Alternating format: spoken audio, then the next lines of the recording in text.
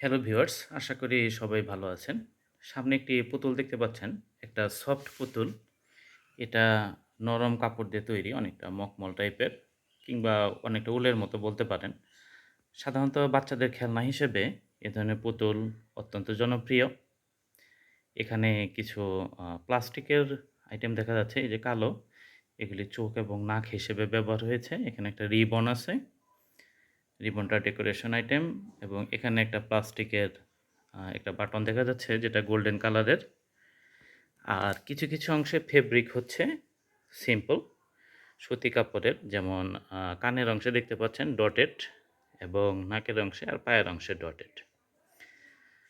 এই পুতুলটি ধরার জন্য এখানে আপনার একটা হোল্ডার আছে। এই যে এটা হচ্ছে আংটা, এখানে রেখে ধরা যায়। সাধারণত দেখা যায় যে এটা দেওয়ার কারণ হচ্ছে বাচ্চারা হয়তো শক্ত কোনো খেলনায় খোঁচা খেলে বা অন্য কোনোভাবে আহত হতে পারে। যেহেতু বাচ্চাদের বয়স যখন ১ বছর বা ১.৫ বছর থাকে, তখন তারা অনেক কিছুই বোঝে না। সেই ক্ষেত্রে তারা এলোমেলোভাবেই সবকিছু ধরে। তবে এই পুতুলে সে ধরনের আহত হওয়ার সম্ভাবনা কম। পিছনে আ চেন দেখা যাচ্ছে। তো বিষয়টা হচ্ছে যে আহত হওয়ার সম্ভাবনা কম, কারণ হচ্ছে যে এটা পুরোপুরি সফট একটা টয় এবং এটা নিয়ে খেললে বাচ্চারা অনেক আনন্দিত হয়। আরেকটা বিষয় হচ্ছে যে ছোট বাচ্চারা দেখা যায় যে আ বাবু বা তাদের জন্য আরেকটা ছোট বাচ্চা তারা কল্পনা করে নেয়। ফলে এসব টয় পেলে তারা বাবু, বাবু করে আনন্দে তাদের আ মনের ভাব প্রকাশ করে এবং তারা অত্যন্ত খুশি হয়। আর এই সফট টয় দিয়ে যেহেতু আহত হওয়ার সম্ভাবনা কম, ফলে এটা অনেক জনপ্রিয় হয়েছে।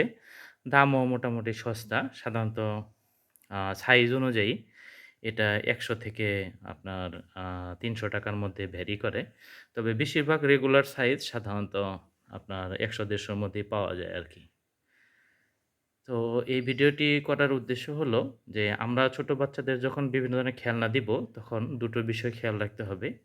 একটা যেন তারা খোঁচা না খায়, এটা একটা বিষয়। আরেকটা হচ্ছে তারা যেন সেটা গিলে না ফেলে। অনেক সময় ছোট জিনিস হলে তারা গিলে ফেলতে পারে।